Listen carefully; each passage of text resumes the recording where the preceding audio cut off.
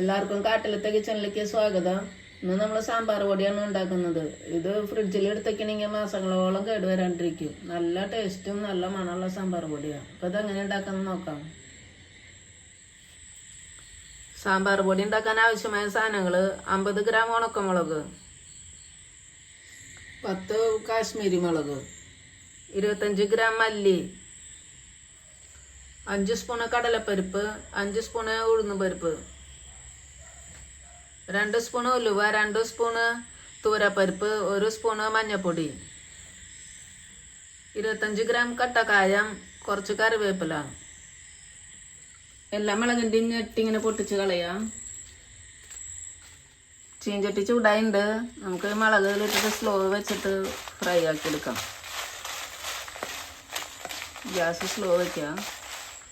മുളക് വറവായിണ്ട്. ഇതിപ്പോൾ കുറച്ച് നേരം ഇരുന്നിട്ട് പിന്നെ അത് തണുത്ത് നല്ല ബലമാവും, ക്രിസ്പിയാവും. 5 മിനിറ്റ് ആയിട്ടുണ്ട് ഇപ്പം മുളക് വറുത്തിട്ട്. നമുക്കിതൊരു പ്ലേറ്റിലേക്ക് മാറ്റാം. അതുപോലെ സ്ലോ വെച്ചിട്ട് മല്ലിയും വറുത്തെടുക്കാം. ഓരോന്നോരോന്ന് സെപ്പറേറ്റ് ആയിട്ട് അങ്ങനെ വറുത്തെടുക്കാം. ഇതിപ്പോൾ 3 മിനിറ്റ് ആയിട്ടുണ്ട്. മല്ലി വറവായിട്ടുണ്ട്. മല്ലിയുടെ കളറൊക്കെ മാറിയിട്ടുണ്ട്. പിടിച്ചാലറിയാം, നല്ല ക്രിസ്പി ആയിട്ടുണ്ട്. ഇതൊരു പ്ലേറ്റിലേക്ക് മാറ്റാൻ.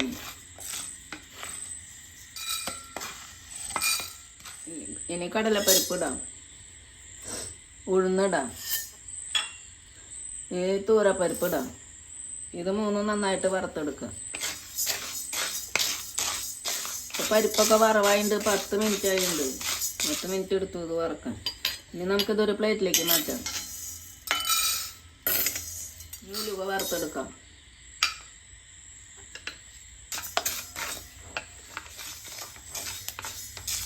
ഉലുവയൊക്കെ വറവായിട്ടുണ്ട്. ഉലുവ വറക്കാൻ 3 മിനിറ്റ് എടുത്തുള്ളൂ.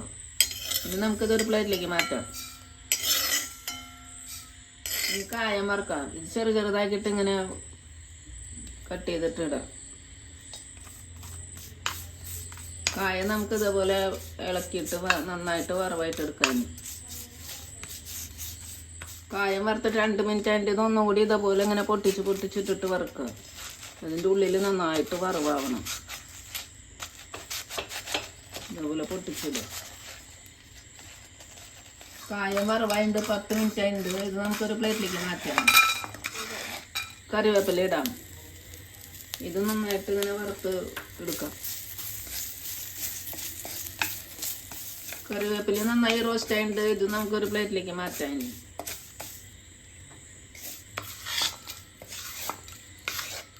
ഇനി നമുക്കിപ്പോൾ കാശ്മീരി മുളക് ഒന്ന് ചൂടാക്കി എടുക്കാം, വറുത്തെടുക്കാം. മുളക് വറവായിട്ടുണ്ട്. ഇതിപ്പോൾ 3 മിനിറ്റ് എടുത്തു. ഇനി നമുക്കൊരു പ്ലേറ്റിലേക്ക് മാറ്റാം. ഗ്യാസ് ഓഫാക്കി ചീഞ്ചട്ടി നല്ല ചൂടുണ്ട്. നമുക്ക് മഞ്ഞൾപ്പൊടി ഇട്ടിട്ട് ഒന്നും കൂടി ചൂടാക്കാം. ഈ ചീഞ്ചട്ടിയുടെ ചൂടുകൊണ്ട് ചൂടായാൽ മതി. മഞ്ഞൾപ്പൊടി ചൂടായിട്ടുണ്ട്. ഇത് നമുക്ക് ഈ പ്ലേറ്റിലേക്ക് ഇടാം. ഇനി നമുക്കിത് മിക്സിയുടെ ജാറിലിട്ട് പൊടിച്ചു കൊണ്ടുവരാം.